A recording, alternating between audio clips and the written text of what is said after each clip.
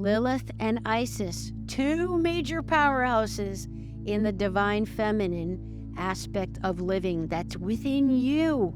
Please remember it. These qualities are within you. They might be dormant. They might be asleep. They might be forgotten, but they're in there, and you can reawaken them. In today's busy world, how can we find the inspiration, knowledge, and energy to live a healthy and empowered life? If we balance and harmonize our mind, exercise our body, live according to the laws of nature, and connect to spirit, can we find a way to heal, become our authentic self, and live our purpose with love? I am your hostess, Amy Fournier, and welcome back to Awakening Aphrodite. Welcome back to the show, everybody. Today's a Fast Friday, so I'm coming at you fast today. We do these as a bonus episode because the normal episodes come out on Tuesdays, and these are just extra quickies because, hey, who couldn't use a little inspiration or motivation? Or we're always up for learning something new or something new about the world or even ourselves. This Fast Friday is the continuation of a little series that I'm doing on the divine feminine, and I'm referring to a great little oracle book by Megan Watterson, who is, quite an amazing young lady. She's a Wall Street Journal best-selling author, and she's a theologian and an expert on the divine feminine kind of in general. But I love this little oracle book she has because it's a collection of mystics and saints and priestesses and goddesses and trailblazers and both human and divine female entities that really just reveal so much about what the divine feminine really is in all her glory, in all her dark, in all her light.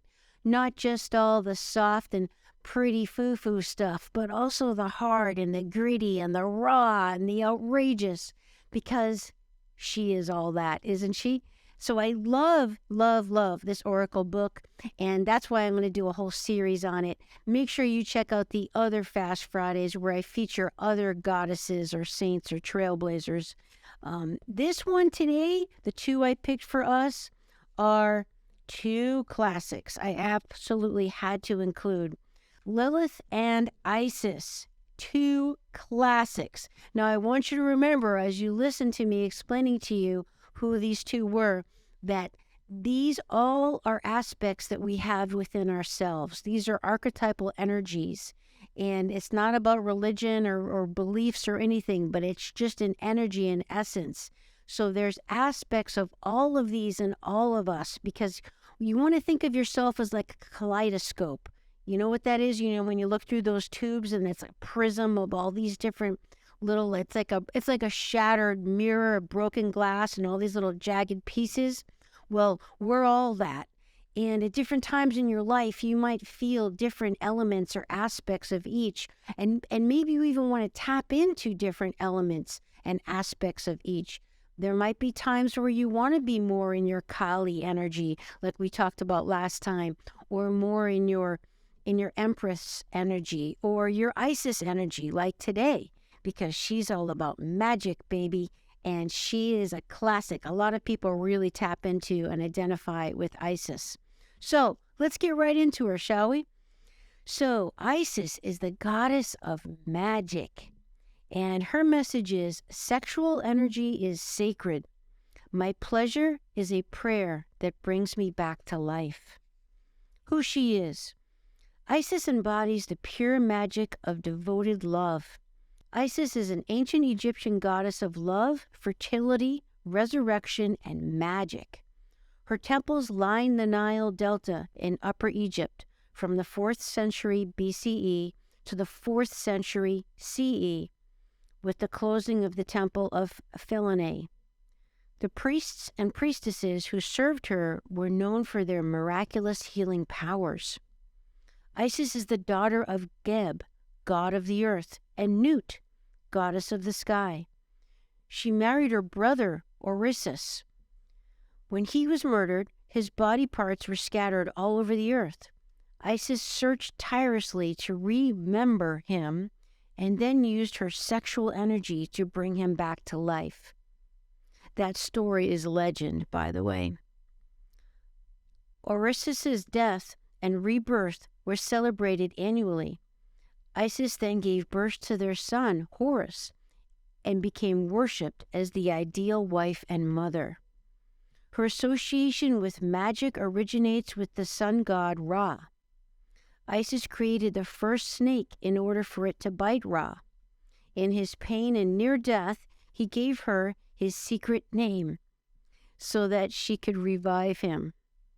Isis then became more powerful than Ra and possessed the magic to heal and to prolong life or to give life back to the dead. Wow, pretty intense, huh?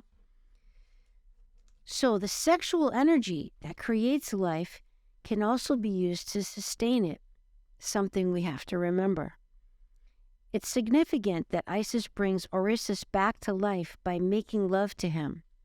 The metaphor is that by uniting life and death, body and soul, masculine and feminine, and heaven and earth, a rebirth or a resurrection occurs.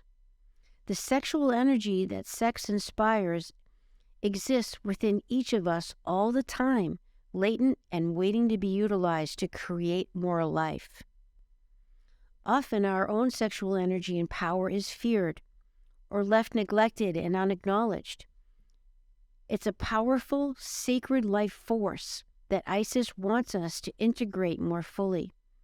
It doesn't require a partner to activate it. It only takes awareness that it exists and the remembering of our heart to our head, our body to our soul. It takes activating the energy of our root chakra and uniting it with the crown chakra just above our head. Isis is a call for us to allow our sexuality to infuse and enhance all that we say and do. She is the sacred reminder that sex is holy.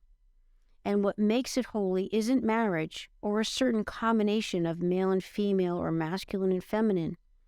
Sex is made sacred through presence, through our capacity to become fully embodied.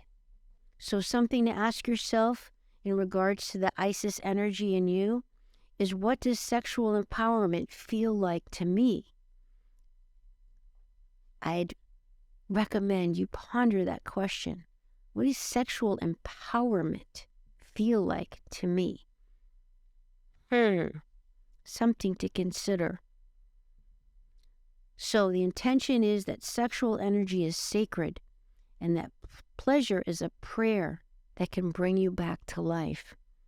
So true. Sex is the ultimate act of creation, isn't it? And that, that's probably why, well, not probably, it is why I know that a lot of monks and deep religious orders would have the participants be celibate, because they wanted to channel all that energy towards other means, not necessarily towards procreation. That's also why a lot of cultures would not want the warriors to have sex for a while prior to battle, because they were saving all that energy, all that frustration, really, but which is just energy for a battle. And everybody knows the old, you're too tired to fool around, right? When we don't have the energy, sex takes energy. So it's life force that we can choose to direct in other creative ways. It doesn't have to necessarily be for sex or procreation and making babies.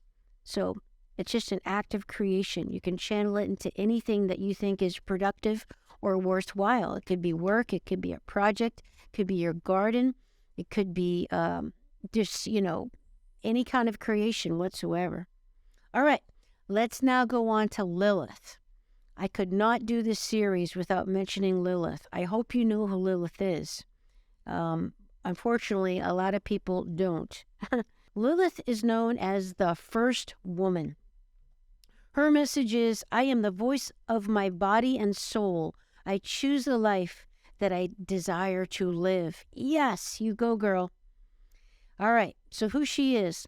Lilith embodies our sovereignty to declare our desires and do what must be done in order to live them out. According to Jewish folklore, Lilith was Adam's first wife. She was created from the same earth as Adam. So when he expected her to be subservient to him, she refused. Lilith explained to Adam that they were equal, made by God. So when Adam insisted again on her submission, Lilith uttered the divine names and flew away. Supposedly, Adam sent angels after her to force her to return, but she was with the archangel Samuel, and she desired to remain with him. Ancient Jewish midrash, or retellings of biblical stories, portray Lilith as a demon, but contemporary feminist theologians like Judith Plaskow have incorporated women's experience and women's voices in traditional texts with their own midrash. Plaskow transforms the fearsome, vilified Lilith into a wise, empowered woman. And this is like the epic battle that we're all seeing now as so much of what's being uncovered about religious texts. So the whole gospel, for example, of Mary Magdalene was removed. I don't even know if you knew that. Just like the gospel of Thomas and a lot of the text between Mary Magdalene and Jesus about the divine rites and the sacred rites of passage, and that's rites, all that stuff omitted from the Bible. And you got to wonder why. So Lilith embodies the emotional and spiritual aspects of our unconscious or unrealized desires, sensuality, and unbridled sexuality. She owns her body and soul completely. For many women, Lilith is an icon of freedom. Lilith is the first woman. She is the woman who refused to be dominated or defied by anyone or anything outside of her. I mean, how about that for shaking up religion on its head? I mean, if you grew up Christian or Catholic, you were told that Eve was the first woman. And not only was she the first woman, but she was the second born, second to a man. And not only was she the second born, but she was the first to sin. And not only was she the first to sin, but she is the reason for the whole downfall of humanity, who damned us all to hell. It's like, wow, what a story that is. I mean, you're a woman, you're born with a guilt trip for the whole downfall of humanity because of you. I mean, wow, I can't even believe that's what we've been taught, right? So it's crazy to think, wait, maybe she wasn't even the first woman. Who is this Lilith one? And why was all the text and material about her kept from people? Makes you wonder. So Lilith asks, what would happen if you left everything behind? She wonders what prevents you from getting to experience all that you desire. Is it you? Is it the idea of someone you have to be? Is it society's definition of what it means to be a woman? What is it? Lilith asks the question that sometimes never fully reach the light of consciousness. Lilith is unclaimed. She is the ruler of her body and soul, and she reminds us that we are too. And not only that, but we have a sacred obligation to be the body's fierce protector. If I were entirely equal to everyone else, to every man and every angel like Samuel, what would I choose for my life? Something for us to consider. If I see myself as worthy, as the first woman ever created by the divine, what more would I ask for? Am I living the life I desire? Are you living the life you desire? What's stopping you? Am I actually fulfilled sexually in my current relationship? Are there aspects of my sexuality I haven't been able to face and voice? Lilith refused to settle. She answered all those questions within her and took action on the truth she uncovered. Lilith demanded that she meet with what she really desired. And she's here to demand that we all do the same. So the question for you, my friend, is, what does the life I truly desire look like? Because Lilith is the voice of the body and soul, and she chooses to live the life that she desires to live and wants you to do the same. Something to consider. Lilith and Isis, two major powerhouses in the divine feminine, aspect of living that's within you. Please remember it. These qualities are within you. They might be dormant. They might be asleep. They might be forgotten, but they're in there, and you can reawaken them. So tap into that energy and maybe just do a little research on your own about the two of these glorious creatures. I hope you enjoyed today's show. And remember, if you want to support me, the best way to do so is to subscribe, leave a review either on iTunes or Spotify or even YouTube, which is Awakening Aphrodite Podcast on YouTube, and share it with a friend. That's the best way to do so. Check out my products on my store too, because there's coupons there, and I can't wait to be with you again. Would you like to support my mission to help empower people all over the world to be all of who they truly are?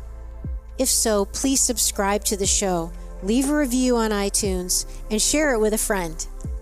And if you're looking to take immediate action to align your energy and optimize your health, visit amyfournier.com. Thanks for listening to Awakening Aphrodite.